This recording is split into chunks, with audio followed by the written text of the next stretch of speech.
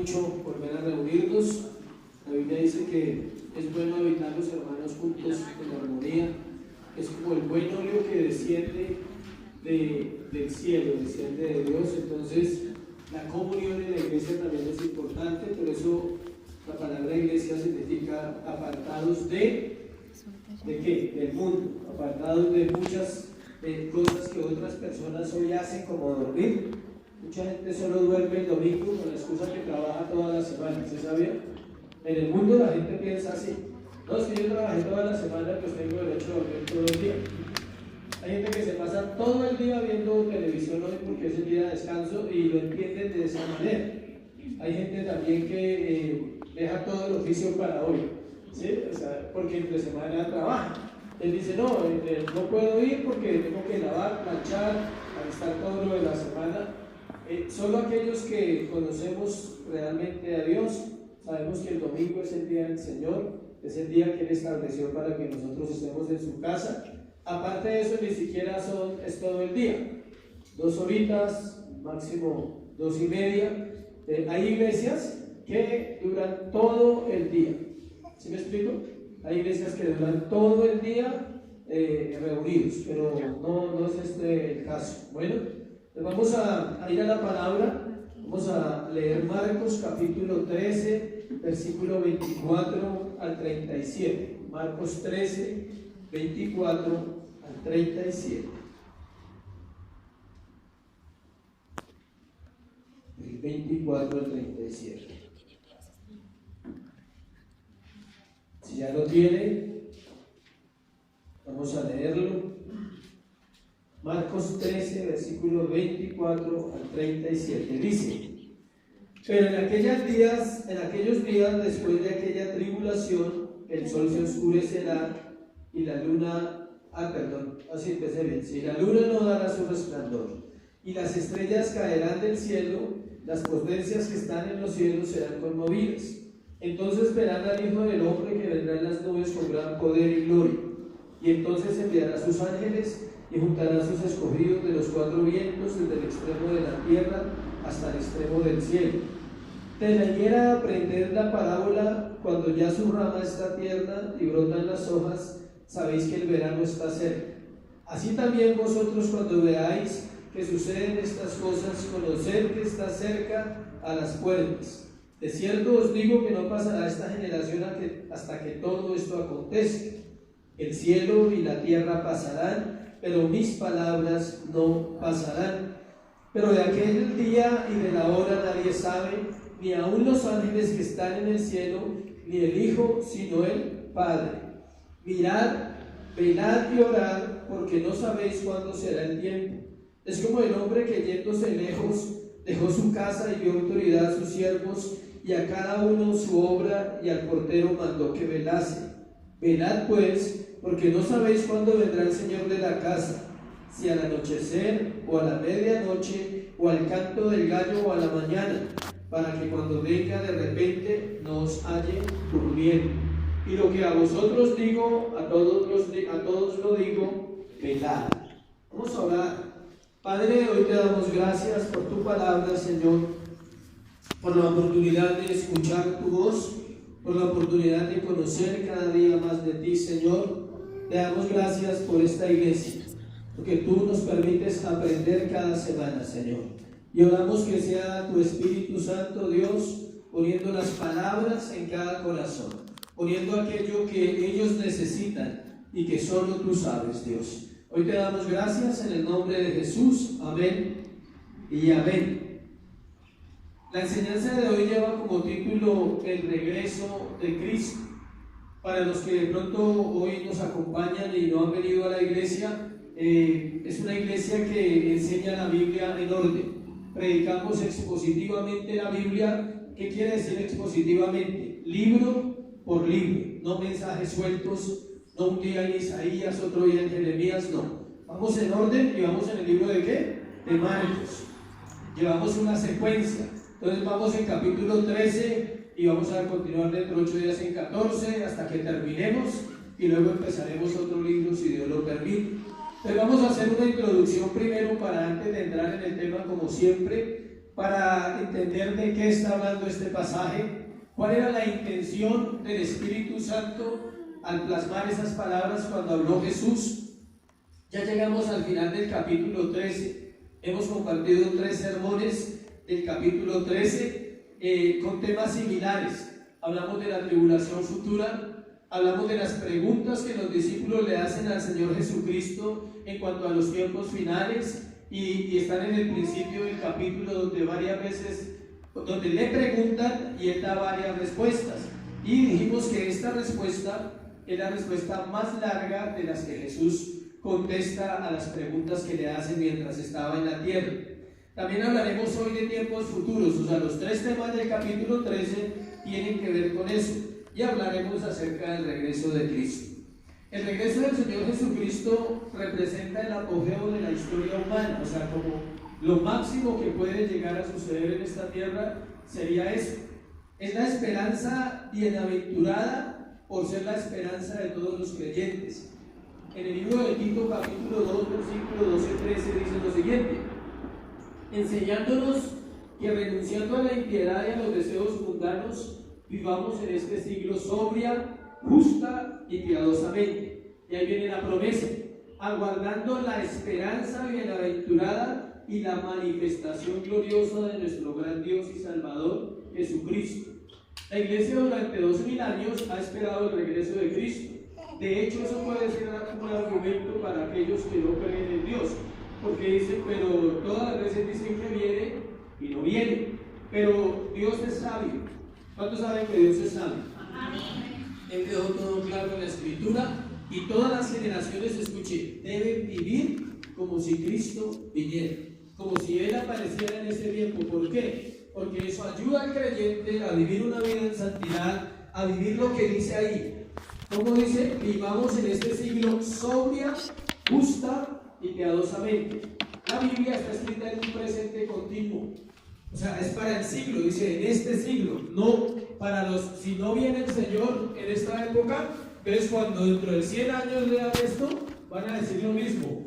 Debemos vivir en este siglo como sobria, justa y piadosamente. ¿Por qué? Aguardando la esperanza, acuérdense, de que el Señor vendrá. Y como compartimos hace 8 días, si no viene por su iglesia, viene de a uno, pero que viene, es inevitable. Aunque la muerte del creyente le lleva de inmediato a la presencia de Dios, recordemos que no se ha cumplido en su totalidad el plan redentor de Dios para el cristiano cuando él muere. ¿Por qué? Porque falta una cosa que redimir. ¿Qué es? El cuerpo. El cuerpo es lo último que se redime. Aunque entren en la presencia de Dios, todavía no hay un plan total cerrado, porque la Biblia dice que el cuerpo será redimido también, o sea, un cuerpo nuevo. Este regreso que vamos a compartir no será como la primera vez. La primera vez vino en un cuerpo humano, en un bebé llamado ¿qué? Jesucristo. Y fue un hombre que creció, ejerció un ministerio, pero recordemos que él era 100% Dios y 100% ¿qué? Hombre. Dice, esta vez será como lo dijeron en el libro de Hechos, capítulo 10, versículo 1, del 10 al 11. Miren lo que dijeron. El día que él partió de la tierra, dijeron estas palabras los ángeles allá en Jerusalén. Capítulo de Hechos 1, versículo 10 y versículo 11. Miren lo que dice. Estando ellos con los ojos puestos en el cielo, ¿quiénes? Los discípulos. Entre tanto que él se iba, ¿quién se iba? Jesús. Dice, he aquí se pusieron junto a ellos 2 varones con vestiduras blancas, los cuales también les dijeron, varones galileos, ¿por qué estáis mirando al cielo? Este mismo Jesús que ha sido tomado de vosotros al cielo, así vendrá como le habéis visto ir. ¿A dónde? Al cielo. ¿Cómo vendrá? Como lo vieron partir, exactamente igual. Hay muchos misterios a través de estos temas, y no son temas fáciles ni de predicar ni de entender, pero la Escritura nos ayuda. Ahí dice que así como lo vieron partir, así mismo lo verán ¿qué? Venir. No dice que vendrá de otra forma, o sea, ni más edad, ni una figura diferente, ni un rostro diferente. Exactamente como él murió y como resucitó, así vendrá a la tierra otra vez. Estas fueron las palabras de los ángeles a los discípulos cuando él ascendió al cielo. Sobre esto habló el Señor mismo también en el Monte de los Olivos, donde el mismo lugar donde él regresaría. O sea, ahí en el Monte de los Olivos es donde está este sermón. Normalmente este sermón se conoce dentro de la teología bíblica como que el sermón de los olivos. No es diferente al sermón del monte de Mateo capítulo 5 y versículo 7. Ese es otro sermón que tiene que ver con la vida práctica, la vida diaria. Este es anunciando lo que iba a suceder, lo que iba a pasar en su regreso. El Nuevo Testamento usa 3 palabras griegas para referirse a la venida del Señor Jesucristo. Una se llama la parousia, como suena, parousia. ¿Y qué significa? Significa presencia o presentación. Eso es lo que va a suceder. Su presencia o su presentación va a volver ¿a qué? A la tierra. Hay muchas citas, no se las voy a dar porque son muchas. Hay otra palabra griega que se usa que se llama apocalipsis. Es la misma palabra apocalipsis, pero con K. Apocalipsis y significa revelación o remoción de un velo. Significa que un velo se va a correr y la gente va a poder entender. Escuchen, aún los que no conocen de Cristo ese día entenderán que lo que decía la Escritura era que cierto, que no hay mentira en la palabra. Recordemos que la palabra es que inerrante, no tiene errores. ¿El hombre le puede encontrar errores? Sí. ¿El hombre puede argumentar contra la Escritura? Sí, pero perderá el tiempo, siempre lo va a perder. Porque la Biblia, al ser inspirada por Dios, al ser inerrante, al ser autoritativa y al ser clara, no nos deja punto para nosotros discutir.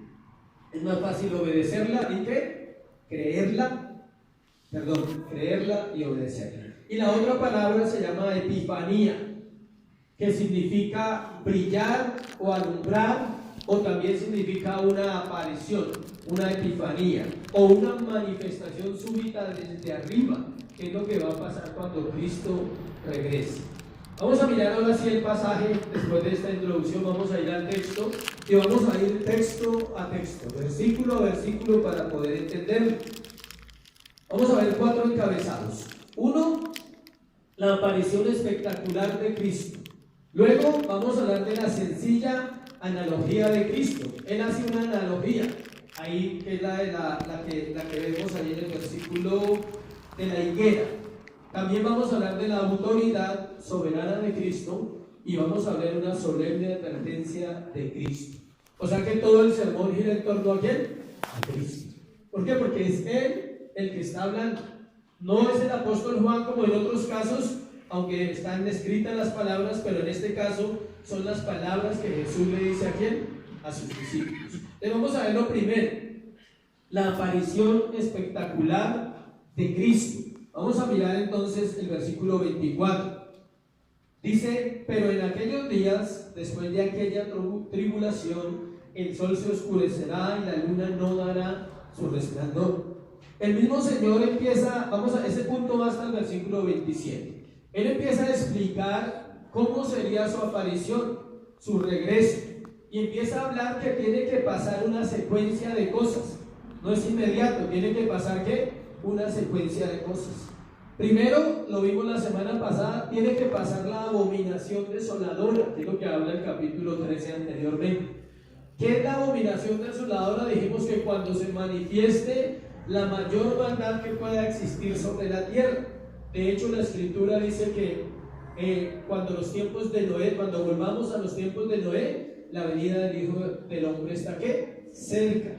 Los días finales se caracterizarán por lo siguiente, escuchen: inmoralidad sexual desenfrenada. Una de las cosas más fuertes que predominará en ese momento será la inmoralidad sexual de una manera ¿qué?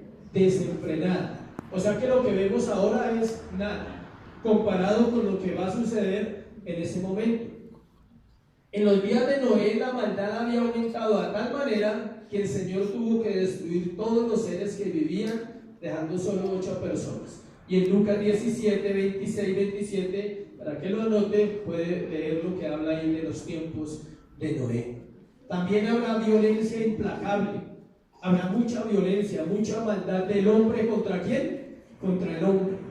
El prójimo contra su prójimo, Ya vemos cosas, ¿no? Ya vemos situaciones difíciles en la tierra, vemos inmoralidad sexual, vemos violencia. Pero acuérdense lo que dice la palabra antes del sermón de hoy.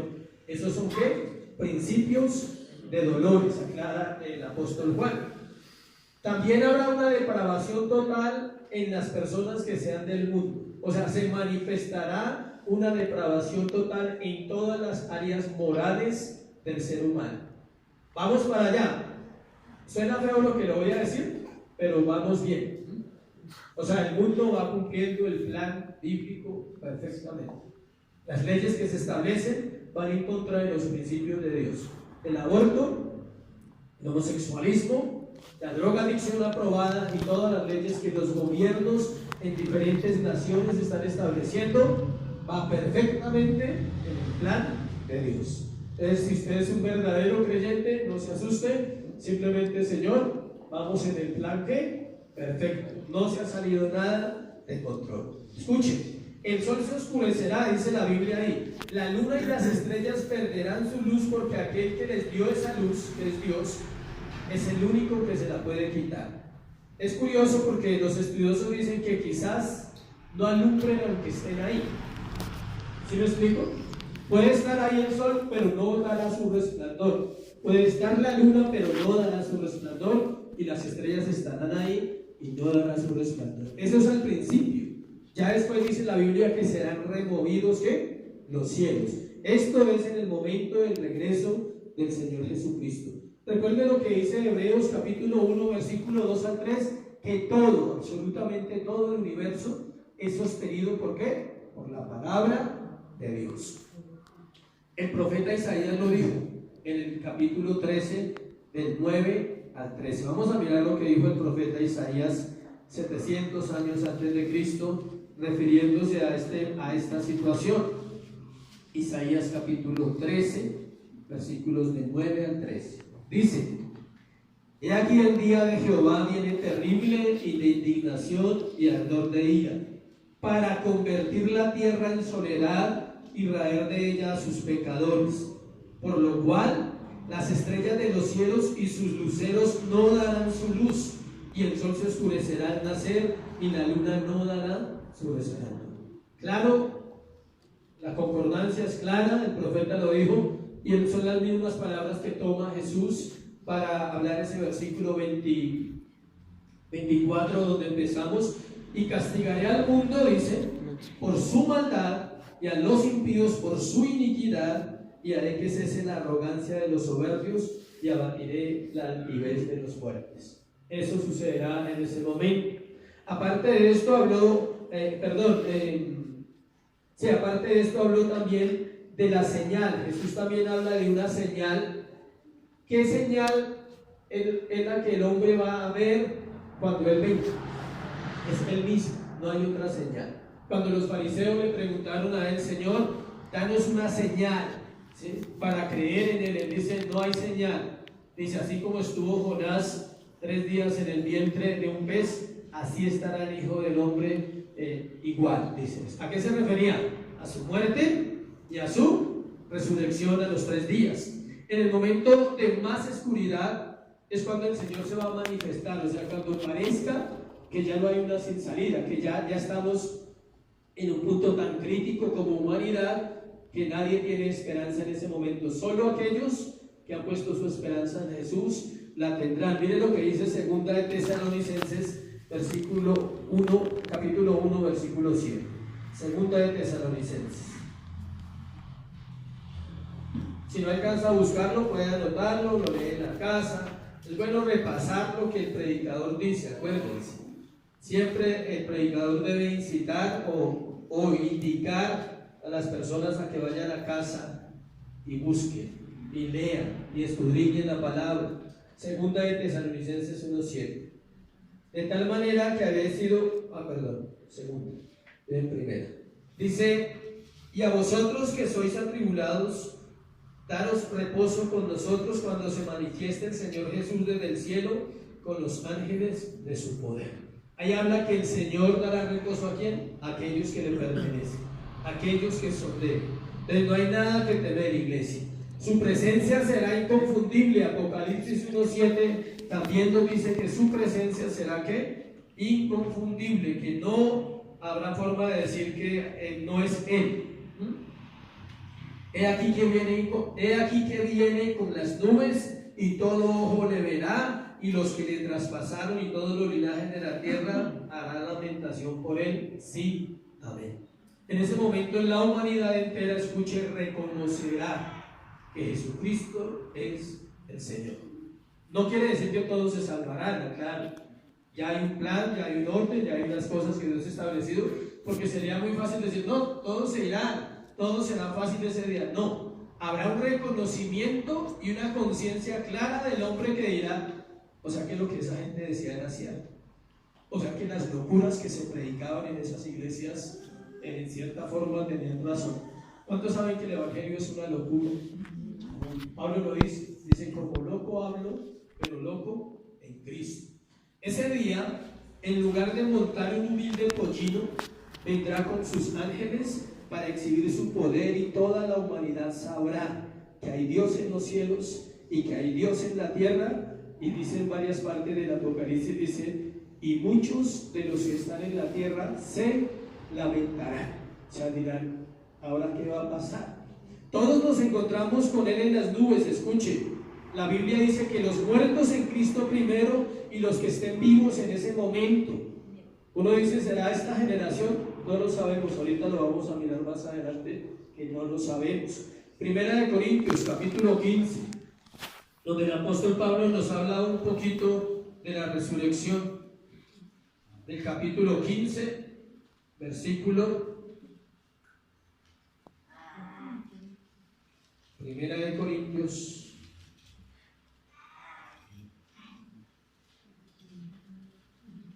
15 del 51. Hay varios versículos, pero vamos a mirar Primera de Corintios 15, 51 y 52. He aquí os digo un misterio, dice, no todos dormiremos, pero todos seremos ¿qué? Transformados.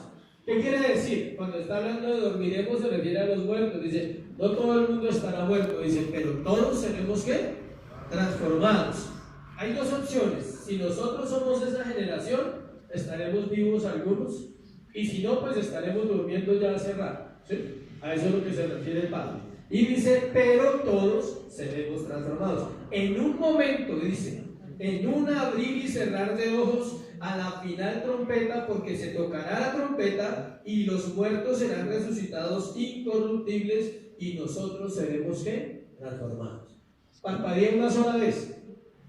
Así será, un instante. Dice, en un abrir y cerrar de ojos. ¿Cuánto se demora un abrir y cerrar de ojos? No alcanza un segundo, dice. Usted hace así, no alcanza. Es importante. Primera de Tesalonicenses 4. Es bueno buscar el fundamento bíblico y tenerlo ahí, porque a veces la gente piensa que se está inventando algo. O sea, no estamos inventando nada. Estamos citando lo que la Biblia dice acerca de ese momento. Primera de Tesalonicenses 4, 16. Porque el Señor mismo, con voz de mando, con voz de arcángel y con trompeta de Dios, descenderá del cielo, y los muertos en Cristo resucitarán ¿qué? Primero. Luego nosotros, los que vivimos, los que hayamos quedado, seremos arrebatados juntamente con ellos en las nubes para recibir al Señor en el aire, y así estaremos siempre con Él. Dos citas específicas.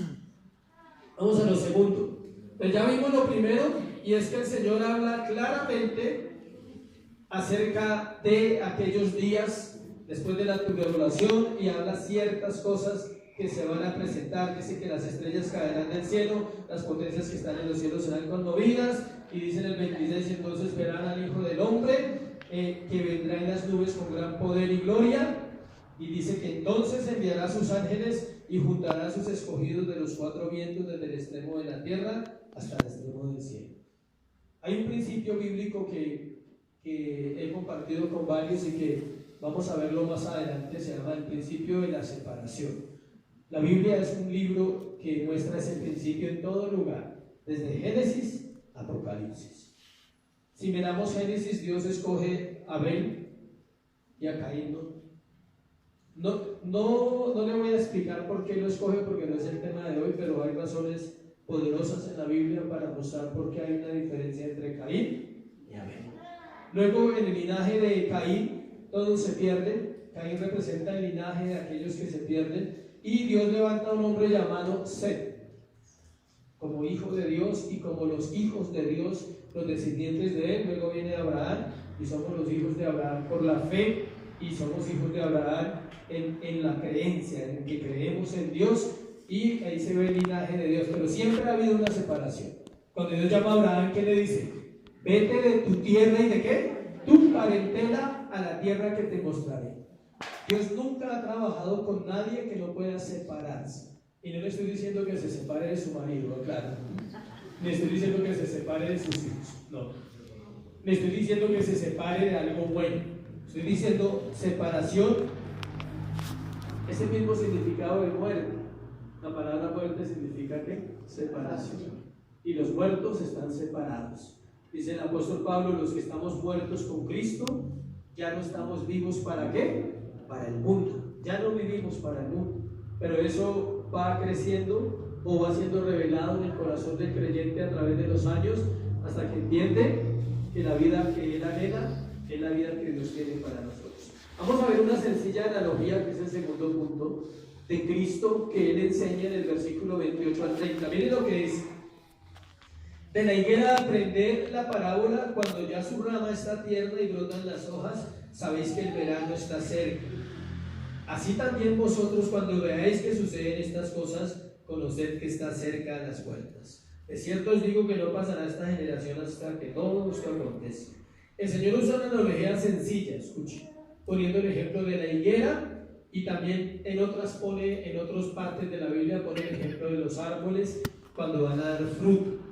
Cualquier árbol, o sea, él usa la higuera, pero se está refiriendo al proceso que tiene un árbol para dar fruto.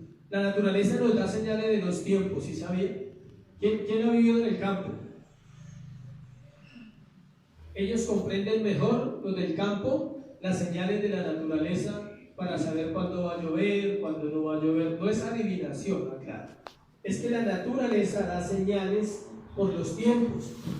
En otros países, cuando va a entrar la primavera o viceversa, cuando va a llegar el otoño, hay cambios en el clima. Hay viento. Eso que vemos en las películas es cierto, las hojas se secan. Y es cierto que de un día a otro todo amanece bonito, la primavera. Es espectacular verlo en vivo, o sea, que usted diga que usted se acostó hoy y al otro día todo floreció. ¿Sí? Pero primero hay un proceso donde se caen hojas, donde el viento golpea los árboles, y el Señor le está diciendo a ellos que así va a ser en el tiempo final. Dice: así como la naturaleza es capaz de avisar los tiempos, las 4 estaciones, así el Señor va a avisar a su pueblo que el tiempo está ¿qué? Cerca. Así mismo el Señor les dice: cuando vean todo esto suceder, es porque está cerca a suceder lo que el Señor anunció acerca de su venida. Muchos, lastimosamente, se ha prestado este tema para falsos profetas, gente que ha dicho, se ha atrevido a dar fechas y horas en años anteriores y en siglos pasados, a decir que el Señor viene en tal mes, en tal fecha, nadie sabe el día ni la hora. Hace como que unos 7 años me llegó un audio de un hombre que, bueno, X, pastor o profeta, como él decía, o se hacía llamar, que había tenido un sueño, y que en el sueño Dios le había mostrado que en tal año iba a haber un terremoto como el que anuncia Apocalipsis y ciertas, pero todo con citas, y no pasó. Entonces no sé qué pensará ahora de esa situación una persona cuando dice, me perdona la palabra, pero dice bobadas. Son bobadas. Usted no puede afirmar nada, absolutamente nada, que no esté sustentado por la Escritura. Y la Escritura es clara en que ese tiempo y ese día y esa hora, absolutamente nadie lo sabe. Vamos a mirar eso.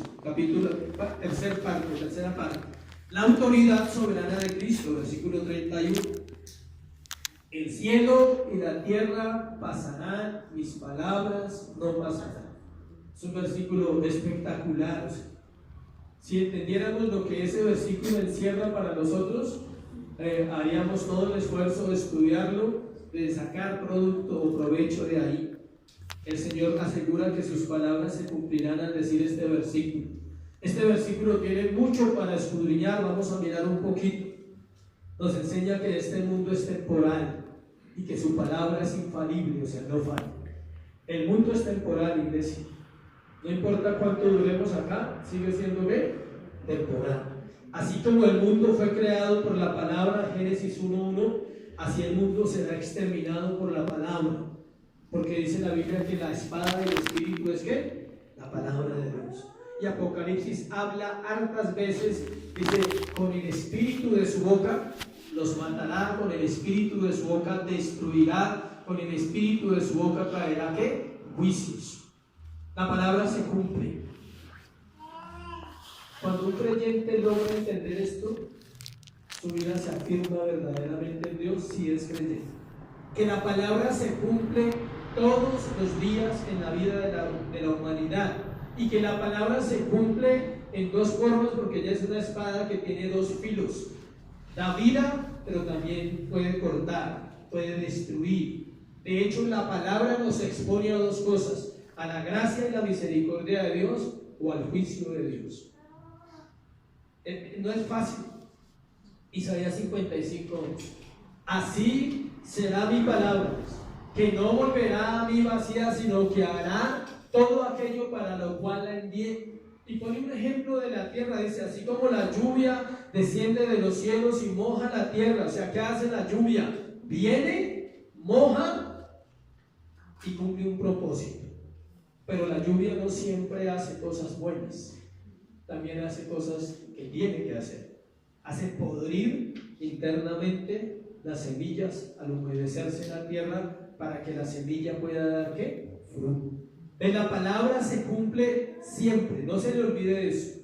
Si en 10 años estamos vivos, si en 20 años estamos vivos, recuerden en su mente todos los días, diga: la palabra de Dios se cumple, y se cumplirá en mi vida para salvación, o se cumplirá en mi vida si no estoy con Dios también. Siempre será así. A veces la gente cree que solo son las promesas, y le encantan las promesas de Dios cuando dice: y haré de ti un pueblo grande y te bendeciré y te amaré con todo mi corazón. Sí, pero la Biblia dice que aquel que no escucha su voz, Dios también obrará. Pero la Biblia dice que aquellos que rechazan a Cristo ya tienen su recompensa. La iglesia tiene la responsabilidad de hablar de la espada con los dos filos, no de la espada con un filo. ¿Se ha visto los cuchillos que usan los militares? Se llaman tramontina. Es un puñal que le dan a ellos. Tiene dos filos. Por abajo tiene uno y arriba tiene una cegueta. ¿Sí sabe para qué? Eso no sabe. Es para que cuando él hiere al enemigo y cuando sale, rompe. Con la parte de arriba le rasga. Es difícil que una persona viva a eso. La Biblia es igual. Ella entra y puede rasgar al sabio, puede romper nuestra alma. De hecho, Hebreos 4:12 lo dice. La palabra de Dios es viva, eficaz, es más cortante que una espada de ¿qué? Dos filos. Escuche: penetra hasta partir el alma y el espíritu, lo separa. Separa el alma del espíritu, porque el alma gobierna al hombre cuando vive sin Dios, y el espíritu gobierna al hombre cuando vive con Dios. Y es cuando separa, tiene que separar lo emocional de lo espiritual. Tiene que separar lo que toda la vida he vivido yo, para ahora tener una vida nueva basada en principios escriturales, en principios bíblicos. Es la espada del Espíritu. Apocalipsis 20, del 11, dice: y vi un gran trono blanco y al que estaba sentado en él, delante del cual huyeron la tierra y el cielo, y ningún lugar se encontró para ellos. Increíble lo que sucederá en ese tiempo por el poder de su palabra. Dice: el cielo y la tierra pasarán. Ahí lo dice. Vuelvo y se lo repito, dice: vi un gran trono blanco y al que estaba sentado en él, delante del cual huyeron la tierra y el cielo. ¿Por qué? Porque el cielo y la tierra pasarán, pero su palabra no pasará. Y en el versículo de Apocalipsis 21, Dice, vi un cielo nuevo, 21:1, perdón. Vi un cielo nuevo y una tierra nueva, porque el primer cielo y la primera tierra pasaron y el mar ya no existía más. ¿Sí ven? Es exactamente lo que dice Marcos, lo que el Señor Jesús dice en Marcos. El cielo y la tierra pasarán. Lo pueden leer ahí otra vez. Y dice, vi un cielo nuevo y una tierra nueva, porque el primer cielo, del que está hablando Jesús, dice, ¿qué? ¿Y la primera tierra qué? Pasaron. Parece, se puede copiar el versículo de Marcos y ponerlo allá en Apocalipsis, es exactamente el mismo. Su palabra siempre obtendrá lo que él desea, de usted y de mí, siempre. El hombre puede terquear con Dios todo lo que quiera. Dios siempre hará su voluntad, por encima del hombre, porque sus planes no se pueden cambiar, iglesia. Su soberanía no se puede cambiar. Su amor y su misericordia es parte del cumplimiento de lo que Él tiene para nosotros, pero Él ejecutará su soberana voluntad a través de su palabra, porque su palabra tiene que cumplirse. Vamos a la parte cuarta, la solemne advertencia de Cristo. Aquí es uno de los puntos más largos, pero es donde tenemos que centrarnos nosotros como iglesia. Ya hablamos de cómo va a suceder, las señales de su palabra, pero miren lo que dice acá en el versículo 32. Pero de aquel día y de la hora nadie sabe, ni aun los ángeles que están en el cielo, ni el Hijo, sino el Padre. Para aquellos que escuchan el mensaje del Evangelio en este capítulo y piensan que no puede ser en este tiempo, será solo una promesa más, algunos dicen. Pero para los que esperamos al Señor puede suceder ¿cuándo? Ahora. Hay gente que dice, no, pero según lo que están diciendo en las iglesias, falta esto, falta esto. No, todavía no. O sea, sigamos como vamos, que ahí vamos bien. Aquí hay un dicho muy especial en la iglesia. Por ahí alguien lo dijo alguna vez. Y le preguntaron a alguien, y lo que dijo una loca, ¿viste cómo dijo? Bien, ¿sí? Y la llevaban de las mechas, ¿no? O sea, mucha gente está viviendo así. Bien. Una vida bien, o sea, una vida aparentemente bien, pero no entiende los tiempos que vivimos y no entiende que el creyente debe estar alerta. Hay una curiosidad en estos versículos. El versículo 33, 34, 35, 36 y 37 tienen una palabra en común que usted va a encontrar ahí, y es velar, estar alerta, estar ¿qué? Despiertos. Todos los 5 versículos ahorita los vamos a mirar y vamos a ampliar un poquito más cómo el Señor da una importancia a su advertencia. Él está advirtiendo, está diciéndole a la iglesia, hay que estar ¿qué? Alertas. No sabemos el día de la hora. Usted puede basarse en su mente y en su corazón y decir, no, pero eso todavía no va a pasar porque todas esas cosas que han dicho no han pasado. Dios es Dios, ¿se acuerdan? Y pueden suceder cuando Él quiera. Mañana, esta semana, imagínense despertarse y que el sol no dé su luz. Yo creo que pensarías 2 veces ese día, te acordarías de muchas cosas que has escuchado. Solo levantarse una mañana y ver que el sol no da su luz, que sale pero no da su luz, o en la noche no hay luz tampoco. Eso será instantáneo, eso no le van a avisar ni un email, ni un WhatsApp, nada. A usted no le va a llegar nada de información de eso. Cuando suceda, sucederá. Y si el Señor dice, y el pueblo de Dios sabrá que está sucediendo porque así está ¿qué? Escrito. Entonces debemos estar alertas a las palabras de estos últimos versículos del capítulo 13. Algo notable es que se repite la palabra velar, estar alertas, estar despiertos. Se refiere a una vida despierta en el espíritu, porque algunos están despiertos trabajando, haciendo vidas para sí mismos y viviendo vidas para la tierra y no para el reino. Mucha gente está despierta para sí mismo. Vive para sí mismo, no vive para Dios. ¿Sí ven? No es un despertar físico, es un despertar ¿qué? Espiritual el que Dios pide. Dios pide una iglesia que esté en constante ¿qué? Oración. Cuando terminemos el libro de Marcos, voy a compartir una serie sobre la oración, 4 domingos, antes de entrar al otro libro que vamos a estudiar. ¿Por qué? Porque veo la necesidad en la iglesia de la oración. Hay gente que ora muy poco, otros oran de vez en cuando, otros no oran Y algunos que oran ¿qué? Mal. ¿Por qué? Porque oramos para nosotros mismos. Dice la Biblia, pedís y no recibís, porque pedís ¿qué? Mal. Porque pedís para gastar en vuestros deleites en las cosas de esta tierra. Es muy parecido a lo que dice en la parábola del sembrador, que las espinas crecieron y ahogaron ¿qué? La palabra. ¿Cuál es el afán de este siglo? Ya se lo he dicho y usted lo puede mirar. ¿Cuál es el afán de este siglo?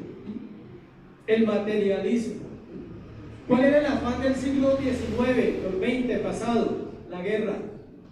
Todas las guerras que usted pudo ver se calcula más de 300 guerras. O sea, la humanidad vivía ¿para qué? Para la guerra. Todo lo que se vivió, los recursos, todo lo que el mundo pudo hacer fue ¿qué? Guerra. En este tiempo la humanidad se ha preocupado por avanzar en tecnología, por avanzar en ciencia, por avanzar en cualquier cosa, menos en avanzar en el conocimiento de Dios. Las iglesias están llenas, miles, iglesias de miles y 100,000 y 200,000, pero no tienen profundidad en el conocimiento de la Escritura y mucho menos del corazón de Dios para este tiempo, de lo que Él está pidiendo a un pueblo. Él dice que estar alertas, no duerman, o sea, despierten, no se dejen enredar en las cosas de este mundo, porque este mundo pasa y sus deseos, mas el que hace la voluntad de Dios, ¿qué? Permanece para siempre. Iglesia, todo lo que tú vives es temporal, hoy. No te aferres a lo muerto, dijo algo. Aférrate a la vida, y la vida es ¿quién? Cristo. Todo lo demás perecerá. Nuestros afectos perecerán un día. Nuestros sueños, por más hermosos y valiosos que sean, un día no servirán para nada. De hecho, no alcanzan para conquistar el corazón de Jesús. Los sueños humanos no alcanzan. Es mejor que Él ponga su sueño en mí, que Él ponga su vida en mí, que Él ponga su deseo en mí, de agradarle, de buscarle. Vamos a mirar, primero el Señor le dice, versículo 32, que nadie sabe ni el día ni la hora, que ni los ángeles ni el Señor Jesús, solo el Padre en su soberanía. Hechos 1:7 nos dice que el Padre, mire lo que dice Hechos 1:7, es el que conoce todos los tiempos. Hechos capítulo 1, versículo 7. Entonces los que se habían reunido le preguntaron, versículo 6, diciendo, Señor, ¿restaurarás el reino a Israel en este tiempo? Antes de partir, ellos le preguntan al Señor, Señor, ¿es en este tiempo en que el reino va a ser restablecido? Mire lo que Él dice. Y les dijo, no os toca a vosotros saber los tiempos o las sazones que el Padre puso en su sola potestad. Y ahí viene la gran promesa de Hechos 1:8. Pero recibiréis poder. ¿Sabe para qué es el Espíritu Santo? Para vivir en la tierra siendo un verdadero creyente. Para eso es. Porque Él les dice, solo el Padre sabe ese momento. Esto nos sirve para evitar ser engañados, iglesia, en estos tiempos. Si alguien aparece diciendo que tal año o tal mes, no le creas. No creas nada. Dile, no, la Biblia dice que nadie sabe el día y la hora. Lo siento. Puedes pensar que sabes, pero no sabes. Ya ha sucedido. Durante todos los siglos siempre ha habido alguien que dice, en el año 70 y algo, alguien en Estados Unidos dijo, el Señor venía. Es más, Él se proclamó el Mesías. Y luego murieron miles con Él. Se suicidaron de una secta. Los llevó al suicidio. Después de que dijo que Él era ¿qué? El Mesías. Es delicado ese tema. Estas personas deliran porque no se han cumplido las señales que faltan, y aparte de eso porque la Biblia es clara diciendo que nadie sabe el día ni la hora. Se aclara esto que les compartí el jueves en la escuela, que el Señor Jesús como hombre estaba sujeto a la revelación de Dios. Luego de resucitar vuelve a su lugar en la Trinidad. Hablamos de la Trinidad, ¿no? ¿Quién es Jesús? La segunda persona de la Trinidad de Dios. O sea que es sencillo, Él sabe en esta hora. No sabía cuando estaba en la tierra porque fue un hombre y estaba sujeto a la obediencia ¿a quién? Al Padre. Jesús el hombre no sabía. Jesús el Cristo siempre ha sabido, porque es un plan perfecto en la Trinidad de Dios. Nuestra tarea, escuche, ¿cuál es? ¿Cuál es la tarea de la iglesia? La oración. Es estar vigilantes en nuestra mente guardando nuestros pensamientos en Cristo Jesús. La Biblia dice, llevando todo pensamiento cautivo ¿a quién? A la obediencia en Cristo Jesús, hasta que vuestra obediencia sea ¿qué? Perfecta. ¿Cuándo será nuestra obediencia perfecta? Nunca. Entonces lo parafraseo. Toda la vida vivirán llevando sus pensamientos pecaminosos cautivos a la palabra de Cristo, porque nunca su obediencia será perfecta. ¿Por qué no puede ser perfecta la obediencia del hombre? Para la gloria de Dios. Para que Él solo sea el que se lleve ¿qué? La gloria de esa obediencia.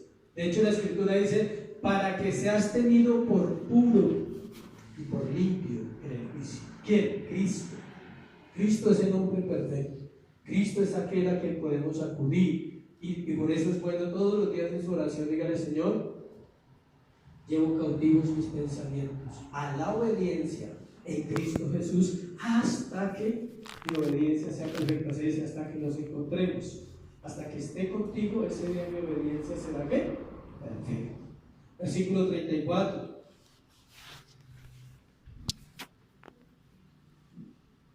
Es como el hombre que yéndose lejos dejó su casa y dio autoridad a sus siervos y a cada uno su obra, y al portero mandó que velase. Velad pues, porque no sabéis cuándo vendrá el Señor de la casa, si al anochecer o a la medianoche o al canto del gallo a la mañana. El Señor representa una analogía más de su regreso. Dice, usando el ejemplo del dueño de una propiedad que se fue de la casa para viajar durante un periodo no especificado ahí. ¿Sí me explico? O sea, él pone un ejemplo y dice, es más o menos así. Un dueño de una propiedad se va a viajar, pero él delega, él deja encargadas ciertas labores.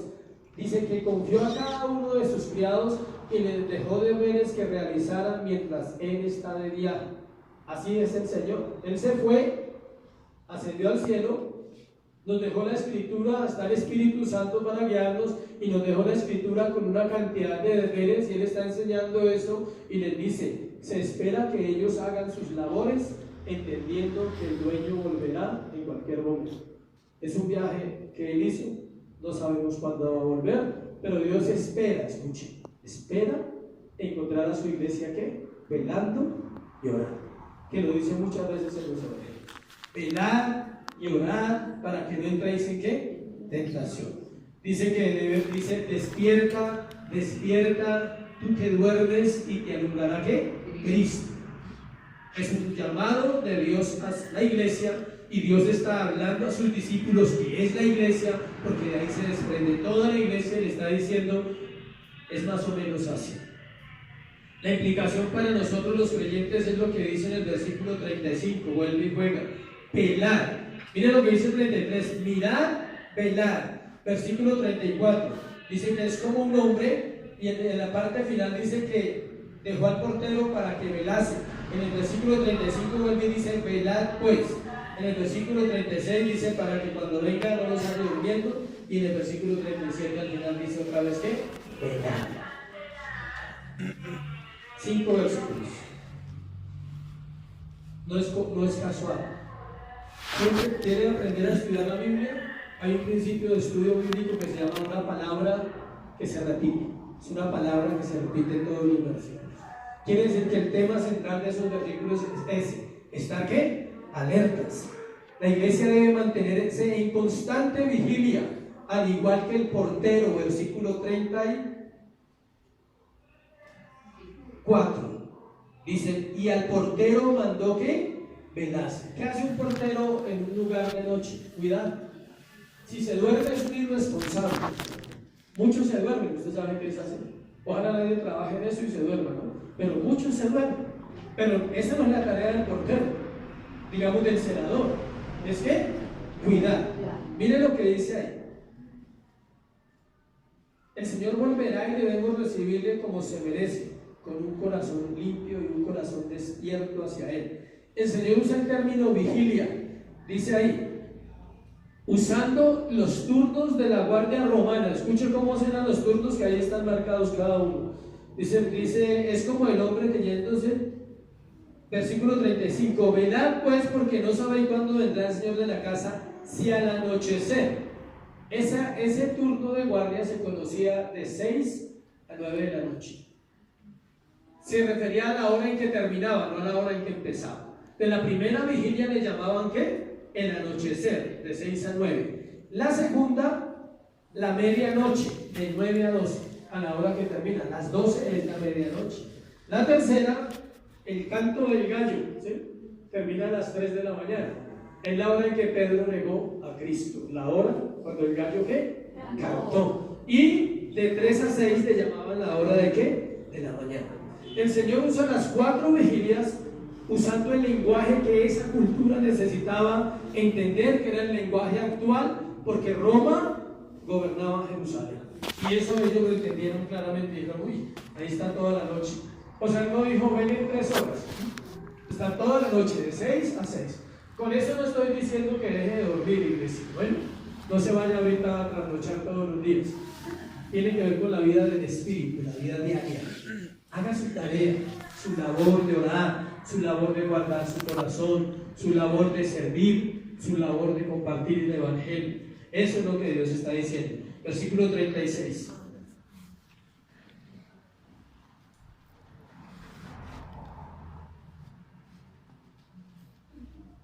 Para que cuando venga, de repente nos halle durmiendo. El planteamiento era que aún puede suceder en la noche. Esa era la idea que él estaba diciendo. Imagínense si sucede en la noche. Es la hora que representa el dormir, es donde nosotros descansamos, pero no se refiere al sueño físico, se refiere al sueño espiritual. Las distracciones de este mundo nos pueden enredar tanto que estemos dormidos a la hora de su regreso. La iglesia se enreda fácilmente en lo que no debe, tanto que puede llegar a estar durmiendo en ese momento. De hecho, la Biblia dice que algunos estarán dormidos y solo hay despertar, pero en pánico, o sea, así. Era la hora, o sea, me quedé, o sea, ¿qué pasó acá? O sea, ¿sí? ¿Yo era o no era? Versículo 37. El Señor insiste en el mismo tema. Y lo que a vosotros digo, a todos los digo, velad. Él insiste, siempre va a insistir. La tarea de un predicador es insistir con la iglesia. Mi responsabilidad es decirles a ustedes lo que dice la Biblia, no obligarlos a que ustedes hagan lo que dice la Biblia. Esa es la obra del Señor. Pero uno anhela y espera y aspira y ora a que en alguna quede algo en la mente del creyente. Que si le ha dicho 7 veces, diga en la 7ª le va a quedar el consejo. Sí, que se le ha dicho 4 veces, 10 veces, en alguna el Señor va a poner esas palabras en su corazón y esta persona va a despertar. ¿Amén? Miremos en el paralelo de Lucas 21, 24, 36 para terminar, que es más explícito. Lucas 21. Recuerden que los evangelios tienen una armonía, ¿no? Los evangelios tienen mucho en común, solo hay unas partes que no están en común. Entonces, este capítulo de Lucas 21 es el paralelo de Marcos. Si usted quiere estudiar Marcos, tiene que estudiar Lucas 21 y tiene que estudiar Mateo 25 para tener una idea clara del mensaje que estamos compartiendo. Entonces dice Lucas 21, 34, 36, es más claro que Marcos. Dice exactamente un poquito de lo que uno predica. Miren lo que dice 34, 36. Mirad también por vosotros mismos que vuestros corazones no se carguen de glotonería y embriaguez y de los afanes de esta vida, y venga de repente sobre vosotros aquel día, porque como un lazo vendrá sobre todos los que habitan sobre la faz de toda la tierra. Velad pues en todo tiempo, orando que seáis tenidos por dignos de escapar de todas estas cosas que vendrán y de estar en pie delante del Hijo del Hombre. Claritico, ahí explica en qué se enreda uno. Glotonerías, embriagueces, material, este mundo, lo que es de acá. Ahí está hablando. No está hablando solo de los que tragan, me perdona la expresión, ¿sí? Pero ahí se refiere a glotonería. Sí, y no solo de los que se embriagan. La palabra embriaguez tiene que ver con el control. Cuando en Efesios 5:18 dice, no os embriaguéis con vino, en lo cual hay que disolución, antes bien sed llenos del Espíritu Santo. En un estudio que hicimos hace años sobre ese pasaje, veíamos cómo, por qué el Señor usa la embriaguez al compararla con la vida de la iglesia o con lo contrario a la vida del espíritu, porque el alcohol controla, entontece, embota la mente, hace que la persona no pueda tener claridad ni siquiera en su forma de hablar. ¿Cómo hablan los borrachos? Su visión se afecta. Un borracho, no alguien que está ahí que se tomó 2 copitas de vino, no. Uno que está borracho, su visión se afecta, no ve igual. Su oído se afecta, su mente se afecta. A eso se refiere Lucas cuando dice: no vivan en embriaguez, o sea, no se dejen entontar, no se dejen embotar por las cosas de este mundo, no dejen que nada nos separe de Dios, porque eso va a hacer que ustedes se pierdan, que ustedes vivan ¿qué? Absolutamente mal.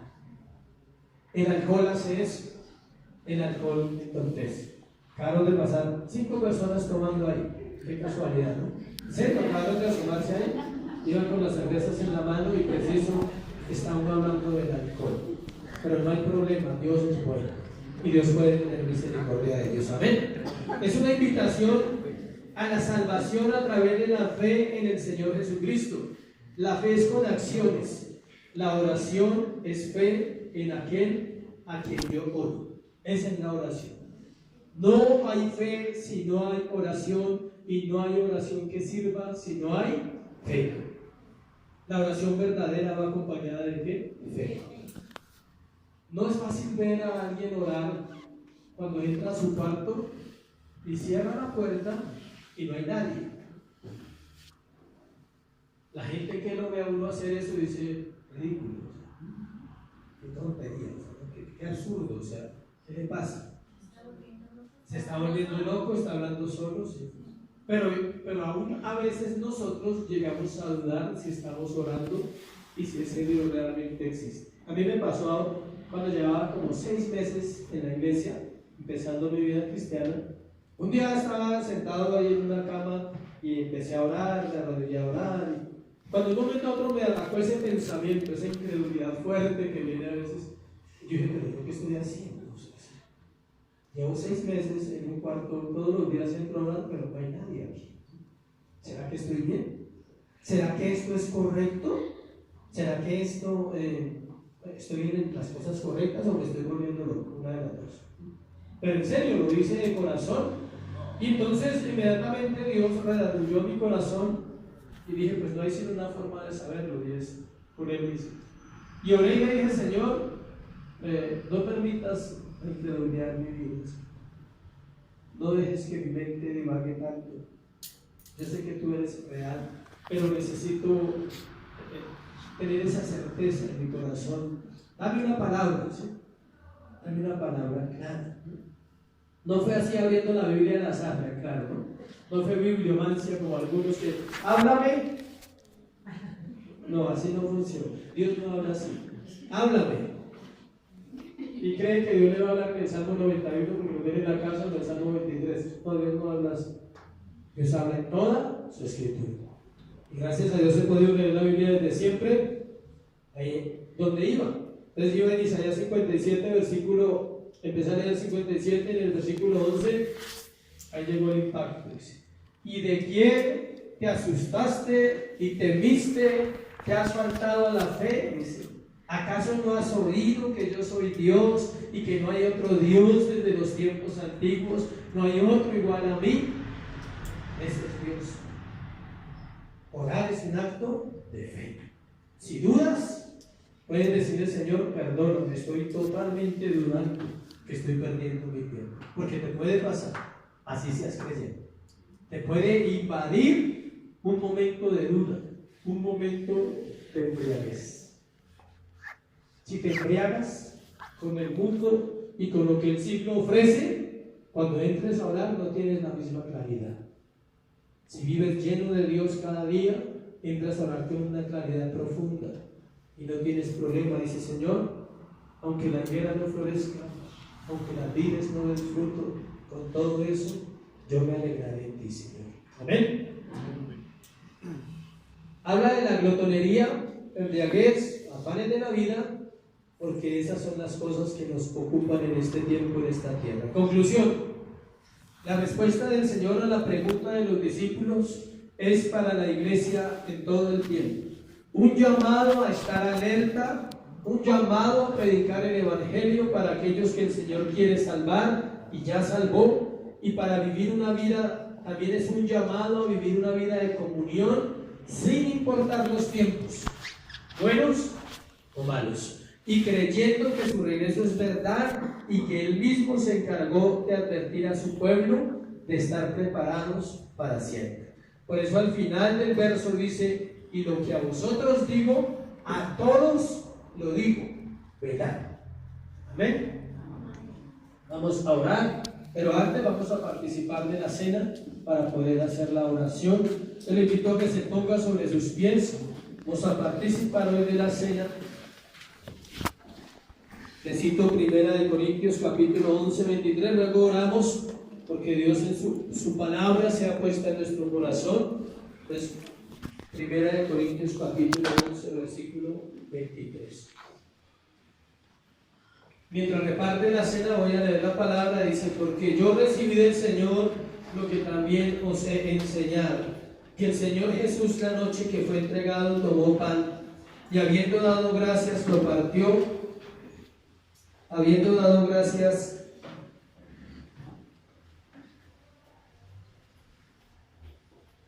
lo partió y dijo: tomad, comed, esto es mi cuerpo que por vosotros es partido, haced esto en memoria de mí. Asimismo tomó también la copa después de haber cenado, diciendo: esta copa es el nuevo pacto en mi sangre, haced esto todas las veces que lo bebiereis en memoria de mí. Así pues, todas las veces que comieres este pan y bebieres esta copa, la muerte del Señor anunciáis hasta que Él venga.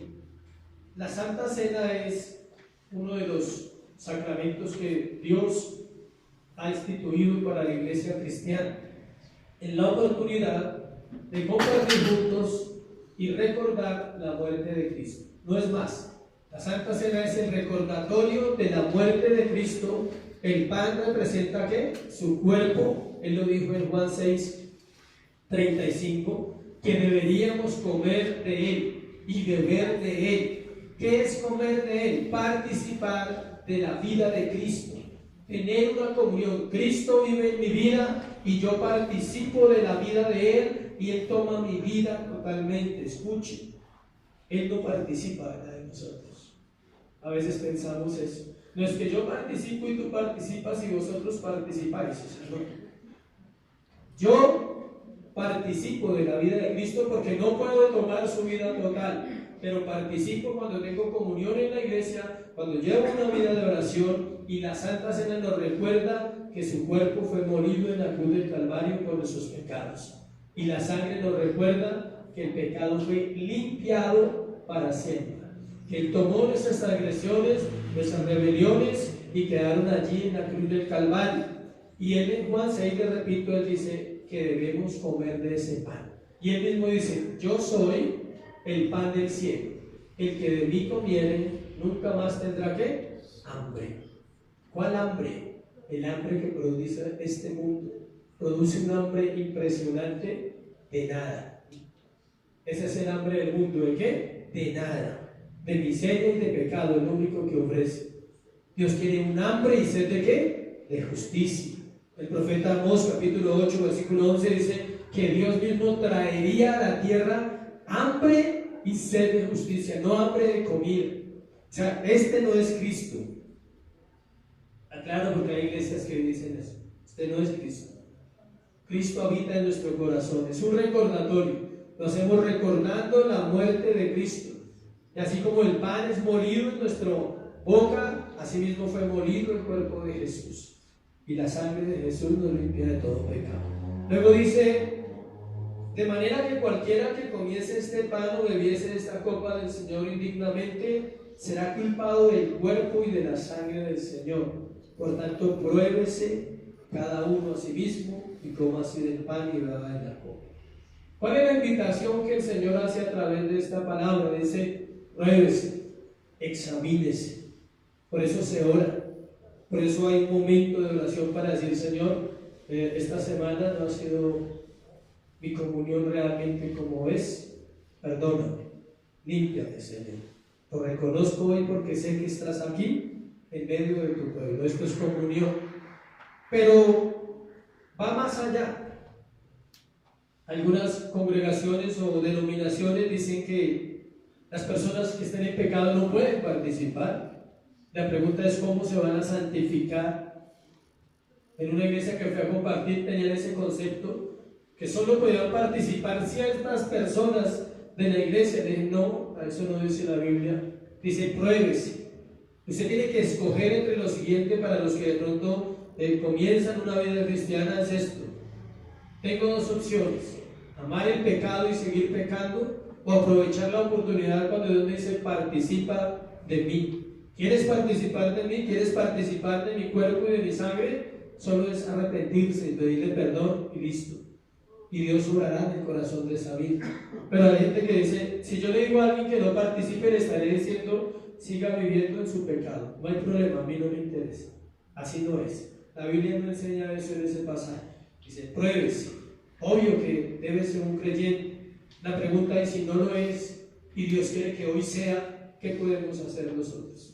¿Le podemos impedir a una persona que tome la cena? Nadie le puede impedir a nadie. ¿Sabe por qué nadie le puede impedir? Ningún pastor, ninguna autoridad, ninguno que crea que sabe más que otros, porque nadie conoce el corazón del hombre como lo conoce Dios. Y Dios sabe si esa persona en ese momento realmente su corazón está llegando a Cristo. Puede estar llegando en ese momento y lo que hace la persona es evitar que llegue cuando le dice, no, usted no. ¿Quién es para decirle que no? ¿Qué le dijo Jesús al ladrón de la cruz? De cierto os digo que hoy estarás conmigo en el paraíso, no después de que vaya a la iglesia. Hoy estarás conmigo en el paraíso. Él no tuvo proceso como usted y como yo. No vino ni a discipulado ni a nada. Ese es el hombre más salvo, digamos, suena raro, pero es el hombre que se salvó por la gracia. Todos somos salvos por gracia, pero en él se evidencia de una manera poderosa como él no fue a una congregación. ¿Leyó la Biblia? No. ¿Alguien lo evangelizó? No. ¿Quién lo salvó? Cristo. Solo porque él declaró que él era Dios. Le regañó al otro y le dijo, tú siendo impío y tal, acá no lo merecemos. Pero él es justo, pero él es el Rey, el Señor. Con eso se salvó. Se cumplieron las palabras de Dios. Ahí entonces examinemos. Dice, por lo cual hay muchos enfermos y debilitados entre vosotros y muchos duermen. Este texto es de polémica, pero era para Corinto. Los benditos de Corinto se tomaban el vino y se embriagaban. Los de Corinto, no todas las iglesias hacen eso. Por eso él dice, hay muchos debilitados y duermen, porque tomaban la cena y se ponían a tomar, a beber. Entonces no se aplica para las congregaciones. ¿Sí? Amén. Entonces vamos a participar del pan. ¿Puede participar?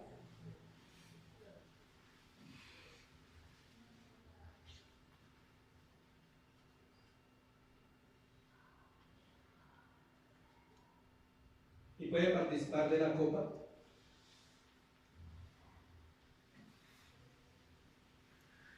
Y vamos a orar. Cierre sus ojos ahí donde está. Padre, gracias por esta mañana, Señor.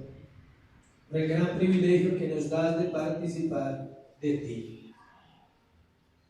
Hoy trae a memoria, Dios, en nuestro corazón tu muerte, tu sacrificio, Jesús.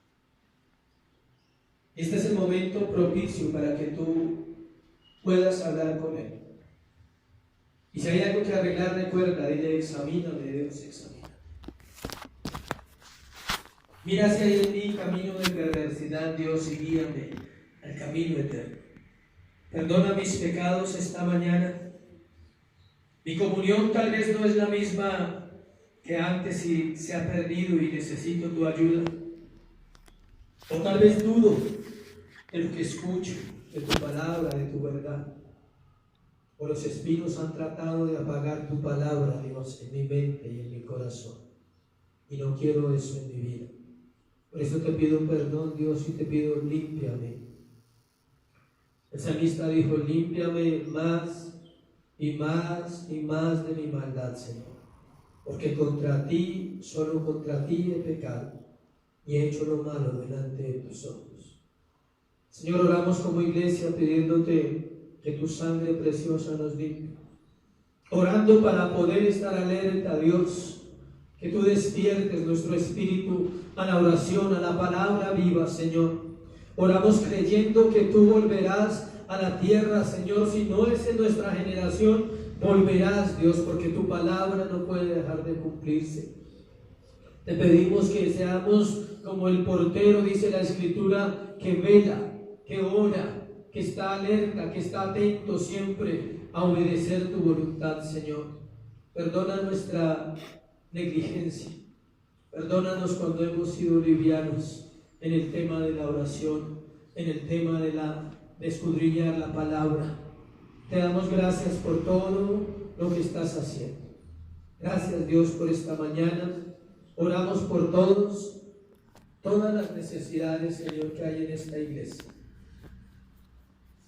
Dios, te pido que suplas la necesidad de tu pueblo conforme a tu voluntad, no al nuestro. Es conforme a tu voluntad. Tú conoces más de lo que el hombre puede ver. Tú sabes quién está en necesidad hoy, quién está afligido, quién está enfermo. Señor, oro por sanidad sobre los enfermos en el nombre de Jesús. Que sea tu palabra, Dios, trayendo vida en esta hora, en el nombre de Jesús, aún sobre los cuerpos, Dios. Sobre todo oro porque vengan a la salvación aquellos que nos visitan, Dios. Te doy gracias en el nombre de Jesús. Amén. Y amén. Dale un aplauso a Jesús.